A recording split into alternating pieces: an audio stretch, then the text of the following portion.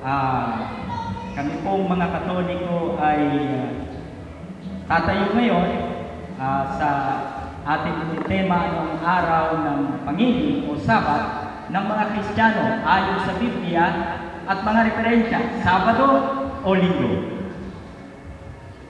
Alam po ninyo, simulan natin din sa salitang Sabat. Dito muna tayo sa definition of terms. Mamaya hintay natin yan kasi sigurado siya meron siyang sariling definisyon. Kaya magsimula tayo dun sa definisyon.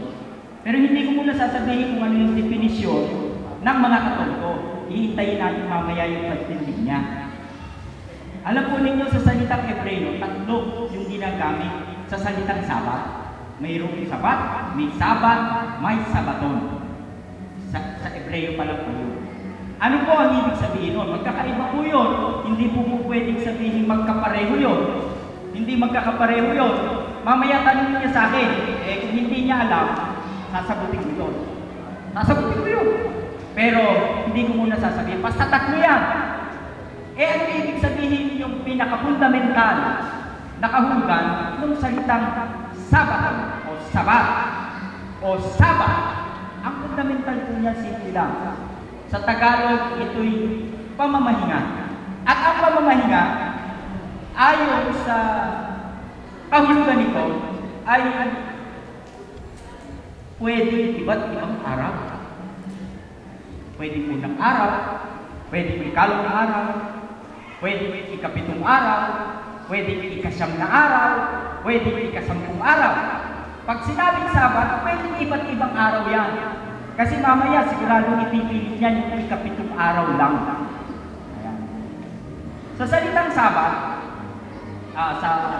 sa ating ngayon ginagamit kasi yung salitang Sabado. Actually, hindi naman kahulugan ng Sabado Sabat eh. Ang kahulugan ng Sabado Saturday, Saturn's Day. Kaya lang ang problema dyan, i-misinterpret na naman ng mga Katoliko. Bakit po? Babasa yan. Baka makakanta pa mamaya yan ng Pasyong Mahal. Ang kakantahin niyan, ito'y pasunod sa atin ng Diyos na maawain at kaya pinagpili na talimahin at sundin ang Sabado'y. Ayan, doon pupunta yan sa Sabado. Kita mo na! Sasabihin yan. Sinasabi pinagbibilin sa inyo Sabado. O ano sentido dito Sabado? Sabat o araw ng Sabat? Hindi. Pasyong Mahal po ang nakakaintindi nito Katoliko. Ang ibig sabihin ng Sabado rito, Sabat at hindi araw ng Sabado. Bakit? Kasi sa Kastila, ang salitang Sabat ay sinasali ng Sabado. Sabi sa Kastila sa 28 ng Exodo, te acordarás del día Sabado. Alalahanin mo ang araw ng Sabat. Kaya ibig sabihin, ang araw ng Sabat dito sa Pasyong Mahal, ang sentido ay Sabat at hindi Saturday. Baka gagamitin mo mamaya yan. Kaya inunahan na kita. Ngayon, sabi rito, ng mga Kristiyano, kulang pa ng letter A yung mga mo. Pagmuha niya. Ng mga Kristiyano, siyempre Kristiyano. Ang pinag-uusapan natin Sabat dito, Sabat ng Kristiyano. Baka mamaya babasa na naman ito ng mga talata. Lahat ng babasahin talata nito, sinisigurado ko, Sabat ng Hudyo. Ano ka natin pinag-uusapan nito? Ang pinag-uusapan natin, Sabat ng Kristiyano. Kaya, Sabat ng Kristiyano. Ano ba yung Sabat ng Kristiyano? Ayan. Simulan natin dito. Simulan natin sa, sabihin mo pag malapit na ako, step timer. Ang sabi po rito, sa, nasan ba yun? Nandito. Dies Domini.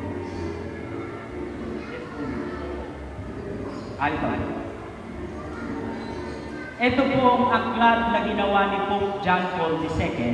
Ito po ay tumatalakay tungkol sa Lord's Day. Ito po'y tumatalakay tungkol sa Sabat. Sana nakabili si kapatid na, si kaibigan o si kababayang amiga nito. Napakagaganda ng tinuro ni Pope John Paul II dito. Dito po, sa number 19, ito po'y Apostolic Constitution na isinulat noon ni Pope John Paul II. Sabi po rito, we celebrate Sunday because of the venerable resurrection of our Lord Jesus Christ. And we do so not only at Easter, but also at each turning of the week. Yan. Bakit daw po namin na pinangingini ng araw ng linggo? Dahil ito sa pagkabuhay na magmuli ng Panginoong Jesucristo. Wala na po ibang dahilan yan lang. Kung meron man siyang dahilan, problema niya yun. Hindi namin problema yun. Ang dahilan ng Katoliko, bakit nangingini ng linggo? Dahil sa Panginoong Jesucristo at wala na iba. Sa kanyang muling pagkabuhay. Kaya, dito po nagsisimula yung aral ng mga apostol. Ayan. Babasahin natin sa unang Korinto. Sa unang Korinto 15. Ito. Kapitulo 1. Pwede mo bang ako na lang? Sabi po rito, mic. Ayan.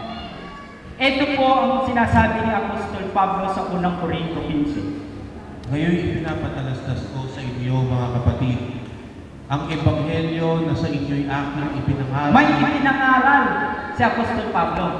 Siyempre, pag may nangangaral, may nakikinig. Tuloy. Na inyo namang tinanggap. Mayroong tinatanggap. Mayroong tinatanggap. Ito po, at sabi ng mga teologo, ang fundamental na doktrina ng tradisyon. Dito po nagsisimula lahat ng aral ng tradisyon. Tuloy. Na siya naman ninyong pinagdiringan. Ayun. Kaya kung kaming mga Katoliko, mayroong pinangaral ng mga apostol, mayroong kaming tinanggap. Ano po yung tinanggap namin? Ito po, katisismo. Marami pong katisismo, pero mayroong pong katisismo universal. Mamaya gagamit ka ng Baltimore, ay sa Baltimore yun. Mamaya gagamit ka ng Duway, ay sa Duway yun. Mamaya gagamit ka ng sa kung saan lugar, at kung sa kanilang lugar yun. Kasi ang katisismo, mayroong kanya-kanyang lugar. Pero mayroong yung tinatawag na katisismo universal. Ito po yun. Ito po ang universal. Sabi ni San Pablo, ipinangaral at tinanggap. Yung tinanggap po namin, nilagay namin dito. Nandito po yung fundamental na mga tradisyon ng simbahang Katoliko. Kaya kung magtatanong siya, tatanungin niya ako rito. Huwag kung sino-sino, kasi kung gagamit siya ng referensya na kung sino-sino, hindi naman makakasagot yun eh. Ako mag-usap niya, kaya dapat ako tatanungin niya. Tatanungin niya ako rito. Ngayon, kung hindi niya pa nabasa, problema niya ulit yun. Problema niya yun. Ang sabi po ni San Pablo, pakituloy mo nga, Brother Jay. Sa po. Sa pamamagitan naman ito'y ligtas kayo. Kung matyagan ninyong iingatan ng salitang ipinangaral ko sa inyo, maliban na kung kayo'y nagsisampalataya ng walang kabuluhan. Sapagkat ibinigay ko sa inyo, una sa lahat, ang akin namang tinanggap. Hindi po sinabi ni San Pablo, sapagkat isinulat ko sa inyo. Hindi po sinabi ng ganun. Ang sabi niya, sapagkat ibinigay ko sa inyo. Tuloy. Una sa lahat, ang akin namang tinanggap. May tinanggap din siya, hindi niya pinasa. Kasi ito mamaya, sigurado natin si kaibigang amigan, sasabihin niya basa! Alam niyo yung isang mga na dyan. Tuloy! Na si Kristo ay namatay dahil sa ating mga kasalanan ayon sa mga kasulatan. Tuloy! At siya'y inilibing at siya'y muling binuhay ng ikatlong araw ayon sa mga kasulatan. Kaya, hindi po sinabing nakasulat sa mga kasulatan. Ang sabi ko, ayon sa mga kasulatan. Magkaiba po yung nakasulat sa kasulatan at yung ayon sa kasulatan. Kasi pumunta ka sa Biblia Griego, magkaiba yan. Magkaiba yan, pahulugan yan. Ngayon, ang sabi po ron, sa tradisyon tinanggap ni Pablo, na siya namang ibinibigay, teka muna, yung palang totoong tunay na lingkod, yung tunay na lingkod ng Diyos, mayroon palang tradisyon. May tradisyon pala yung tunay na lingkod ng Diyos. At yung tradisyon na yon, ipinapasa. kada pala magtuturo ang mga apostol, may tradisyong ibibigay. Ayan. Sila naman, mayroong ibabasahin. Ang mga apostol may tradisyon, kaya mapapansin mo, bakit inilipat ng Sabado, mula Sabado hanggang Linggo ang Sabat? Kasi ayon yan sa pinakamatandang tradisyon na nanggaling sa mga apostol. May babasahin siyang gano'n. Na hindi mag-umit at hindi niya nagamitin. Ang tradisyon po ng apostol, fundamental. Ang sabi, nagdusat na matay dahil sa ating mga kasalanan. Muling nabuhay sa ikatlong araw. Lahat po yun ayon sa kasulatan, sabi ni San Pablo. Pero hindi nakasulat sa kasulatan. Alin ba? Alam natin si Kristo, nagpakasakit. Mababasa ba sa kasulatan? Oo. Sa 53 ng Isaya, mababasa natin yun. Si Kristo ba ay muling binuhay o muling nabuhay? Ayon sa kasulatan? Oo, mababasa natin. Ang tanong doon, yung ikatlong araw ba? Ayon ba yan sa kasulatan? Kasi kahit saan mo tingnan sa Bagong Tipan, hindi nakakalimutan ng apostol yung salitang ikatlong araw. Laging mayroong ikatlong araw. Pag binasa mo, laging mayroong ikatlong araw. Ano yun? Aba, meron nga sa kasulatan pag sinaliksik mo yung salitang ikatlong araw. Una, Genesis 22:4. Ano ang sabi diyan? Simulan natin sa pinakamatandang o pinakauna, hindi man pinakamatanda. Pinakauna, kasi ito sa patriarka, ay itiningin ni Abraham ang kanyang mga mata at natanaw niya ang dakong yaon sa malayo. Ayun. May binabanggit po sa Genesis 22 na noong ikatlong araw, may pupunta kasi si Abraham diyan sa bundok at iaalay si Isaac. Pupunta si Abraham diyan, ihahandog si Isaac. Tuloy mo. At sinabi ni Abraham sa kanyang mga alila, maghintay kayo rito sa punong asno. Ano gagawin nila? At ako at ang bata ay paroroon doon, at kami ay sasamba. Ayun. Nung ikatlong araw na yun, hindi na sinama ni Abraham. Sasamba sila doon sa bundok, iaalay si Isaac. Pagtanaw na sa malayo ng ikatlong araw, hindi niya na sinama yung alipin. Sabing ganon, maiwan na kayo, pupunta kami roon. Kami ay sasamba. At tanong, yung bang ikatlong araw na yun, Linggo, walang nakakaalam nun. Walang nakakaalam nun. Si Abraham lang nakakaalam nun anong araw yun. Walang nakakaalam nun. Baka mamaya tatanungin niya, Linggo ba yun? Walang nakakaalam nun. Pero mayroong isang nakakaalam nun kung sino.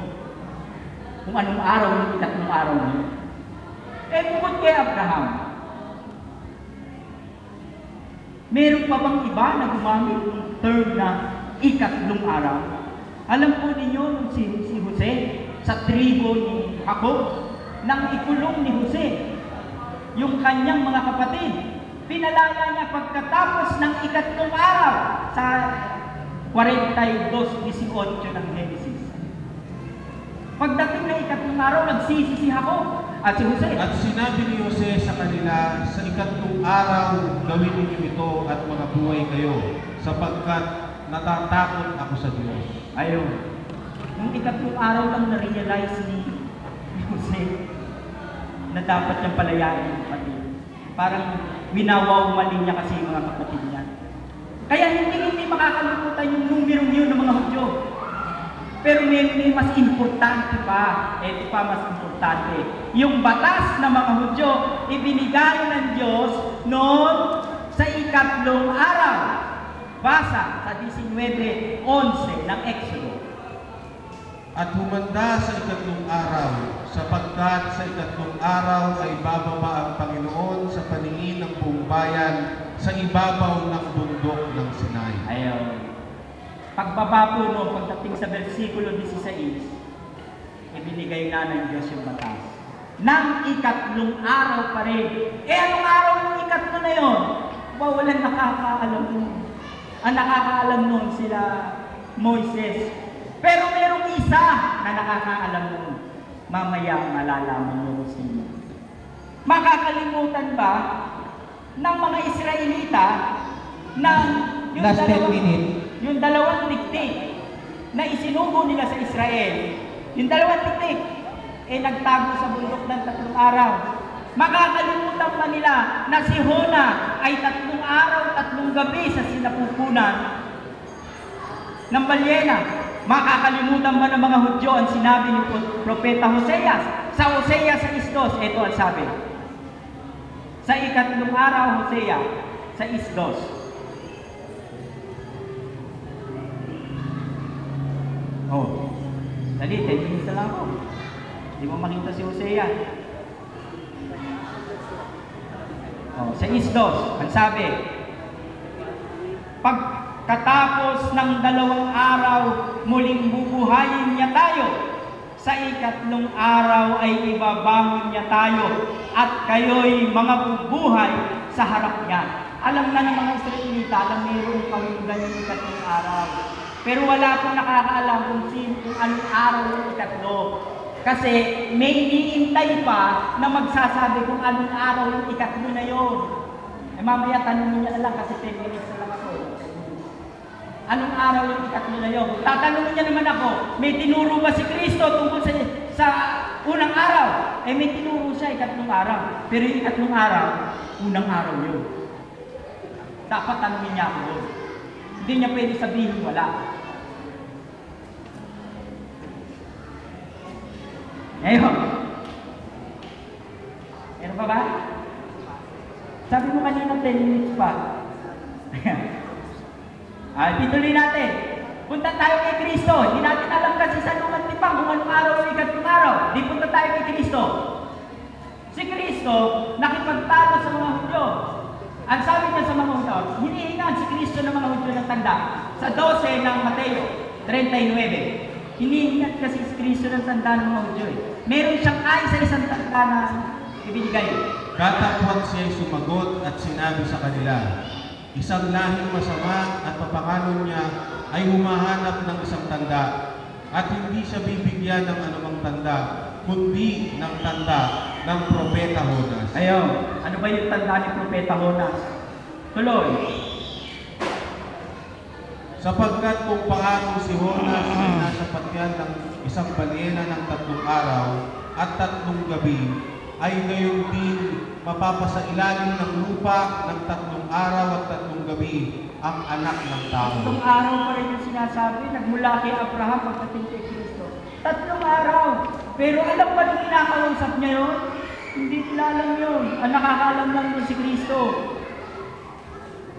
Hindi nila alam yun. Ito, turo ni Kristo. Maganda turo. Alam na alam nito. Sa Juan 2:19.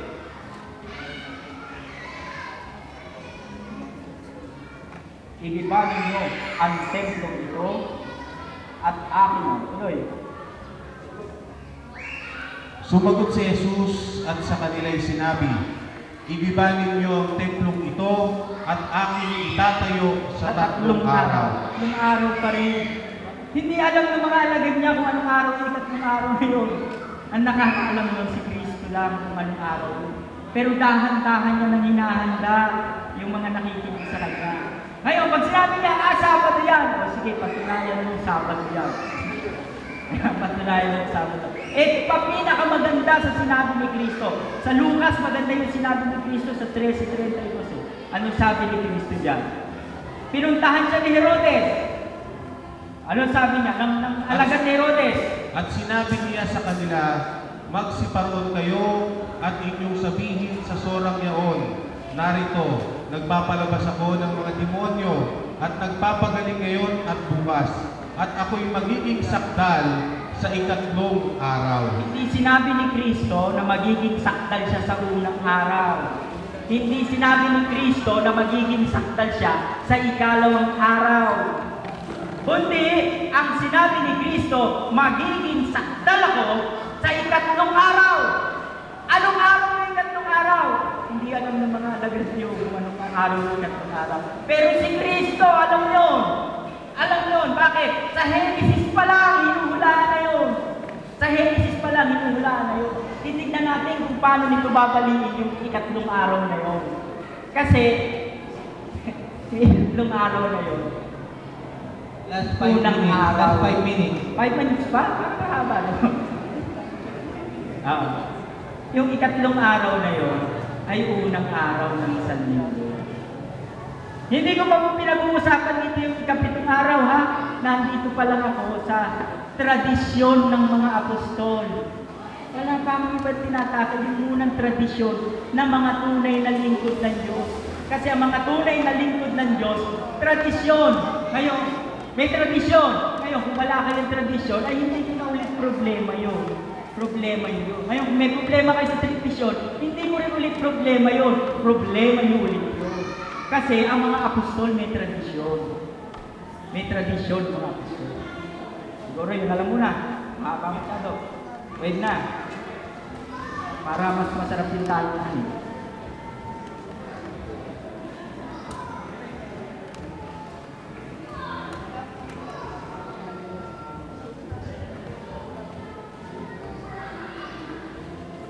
Ang ating pong cross exam, 10 minutes. Ayan. Sige, umpisahan na po. Brother Arnold. Tanong para sa kabilang manik.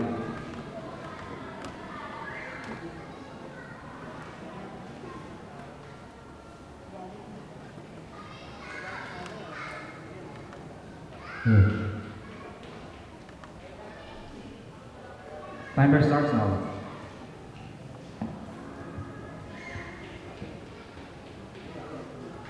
Check. Ito po yung unang tanong, Brother Arnold, base po dun sa iyong mga sinabi. Ano ba yung tinitindigan mo? Araw-araw Sabat o yung linggo lang ang Sabat? Sabi mo kasi kanina, unang-unang hindi mo araw-araw Sabat. Ay, tinitindigan mo, araw-araw Sabat o isang araw lang yung Sabat? Isa-isa lang tanong ko na. Yun muna. Kasi dalawa yung tanong mo eh. Isa lang muna. Yung tinitindigan ko ba? Kung linggo lang, ay tatanong, ulit ko. Ano ba yung tinitindigan mo araw-araw Sabat? Yun yung unang tanong. Araw-araw Sabat. Hindi. Linggo lang. Ang sinabi ko, Bakit mo sinabing araw-araw Sabat? Ay, sabi ko kanina, definisyon ng salitang Sabat. So, Hindi kaya ata nakikinig, definisyon ng salitang Sabat. Pwedeng araw-araw. Hindi ko sinabing tinitindigan mo yung So, pwede araw-araw. Ba't mo ba tinitindigan yung linggo? Kaya nga sabi mo, araw-araw pwede. Ba't mo ba tinitindig yung linggo? Definition nga yun. Naintindihan mo ba yung definition of terms? So, ibig Definition sabihin, nga. Ang definition ng So, ibig salitang sabihin, Sabat, pwedeng araw-araw. So, ibig sabihin, yung definition mo, hindi mo ginagawa. Hindi. May ilalaan ko, sabi ko sa'yo, Ibig mo mamaya, sabihin- madali. Ibig mo sabihin, yung definition, araw-araw Sabat, pero ang tinitindi mo, linggo. Sabi Pag sa'yo, isang araw. sabi sa'yo, hindi mo naintindihan. Huwag mo ako Sabi ko makatulan, kanina, sasagot ka lang. sabi ko kanina kasi, Manila. ulitin ko. Sasagot ka lang. Ulitin ko sagot.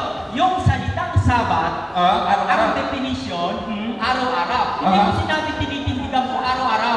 Okay. Naintindihan So, ba? hindi mo pala yun pa sinasabi ko. Aba, siyempre, kailangan mo i-define sa debate, mag-define ka ng term. Eh, nonsense yun.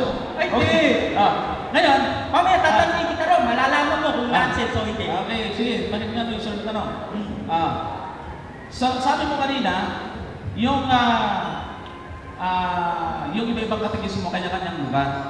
Tama. Ibig bang sabihin yan, hindi lahat ng katekismo pinapaniwalaan mo? Enculturation kasi kami. Dahil tanong ko, hindi ba lahat ng katekismo pinapaniwalaan? Hindi, ang sagot ko nga, may enculturation nga kami. Mr. Moderator, tanong ko, hindi ba lahat ng katekismo pinapaniwalaan? Yun lang. Okay. Sagot mo na siya bago siya Sige, paniwalaan.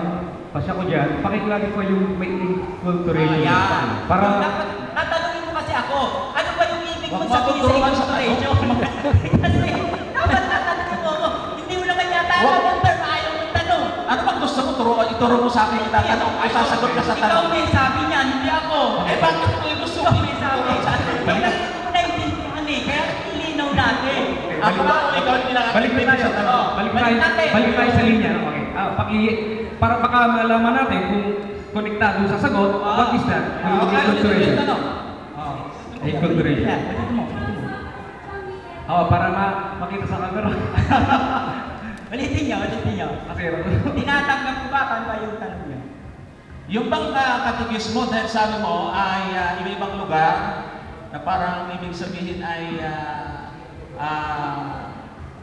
depende yan sa lugar. Ibig bang sabihin yan, hindi lahat, hindi mo tinatanggap lahat ng katekismo? Wala akong sinabing ganyan, Brad. Wala akong tinatanggap. So, tinatanggap Ang mo? aral ng katekismo, isa. So, tinatanggap mo? Isa, pero may incorporation nga. Lahat yan tinatanggap, pero Okay, hindi. Okay na, ayos na. Okay na, ayos na. Lahat tayo tinatanggap. Tanong ko sa'yo, yung paksa natin, ano ang araw na o araw ng pag-init o Sabat ng mga Kristyano? Ngayon, ang tanong ko sa iyo ay, una ang itatanong ko muna sa iyo, pag ilang araw yung araw ng linggo sa Biblia? ang araw sa Biblia yung araw ng linggo. Sa Bibliang Luma, walang araw na sinasabi yung linggo kasi walang salita. Ilang araw yun? Yung Luma. Ngayon, yung linggo, unang araw ng sa linggo. Yung ikatlong araw. So, yun naman sinasabi mong pag-ikatlong araw. Unang araw ng sa linggo. Oo, unang araw. Salamat ha. Ayun. Tinitindigan ko kayo ng ikatlong araw. Unang araw ng sa linggo. Yung ikatlong araw, unang araw. Unang araw ng Paano naging ikatlo yung una? Eh sabi ni Kristo, ikatlo, una eh. Hindi nakikinig sa tanong. Sabi ni Kristo, ikatlo, una. So, yung una sa'yo, ikatlo. Ha? Yung una sa'yo, ikatlo. Eh, kay Kristo, yung ikatlo, una eh. Ano? Basa. Saan sinabi ni Kristo na yung una, ikatlo? Yung una, ikatlo. Hindi mo pa ba alam yan? Hindi mo pa alam yan? Eh, paano pag nabasa mo? Na yung una, ikatlo. Ay, Kristo? Ngayon, ang sabi ganun. Ngayon, Sige, basahin mo. Kristo. Gusto kong basahin niya. Gusto kong basahin niya na kay Kristo yung una, ikatlo. Okay, sige, ito sagot ko. Mamaya para maatap. Okay. Okay. Patunayan natin. Alam nyo kasi, ito ay friendly debate. Halataan nyo na yan. Okay, next question. Next question. Susunod. Yun namang Sabat na binabanggit sa Biblia, ikaw lang araw naman yun. Sabat ng Hudyo. Basta yung Sabat. Hindi, sabat ng Hudyo. Sige. Sabat ng Hudyo. Sige, sa Okay, 10 utos. Sa 10 utos. Sa Hudyo ba? Sa Hudyo, di ba? Yung Sabat sa Sabat sa 10 utos, ikailang araw yun. Sa Hudyo yun, di ba? Hindi ko sinasatanong ko sa Hudyo. Okay, susunod ko dito. Ang tanong ko sa kanya, kung ikailang araw, yung Sabat na nasa 10 utos. Clarify ko, di ba yung sa 10 utos, sa Hudyo yun? Hindi ko tinatanong ko sa Hudyo mo kailan yun. May ganito. Ang tanong ko sa iyo, Sige, sigot. pag ilang araw yung Sabat doon? Sa Hudyo ba? Sasagutin kita. Ito ha. Aminin mo Ito sa ha. Hudyo. Okay, ito. Ang tanong sa moderator. Isa moderator. Bigyan Isa mo moderator. Cool ka lang. In-invoke mo yung pagbigyan mo lang ng konting time. Stop mo i-freeze naman yung time, don't worry. In-invoke mo, i-clarify ko, no? Kasi yung tanong nga niya, yung Sabat na binabanggit sa 10 utos, di ba? Kung pang anong araw yon. Ngayon, ang sagot ng kabila, ano ba Sabat ng Hudyo ba yon? Ang punto ko ito na lang, dahil yun kasi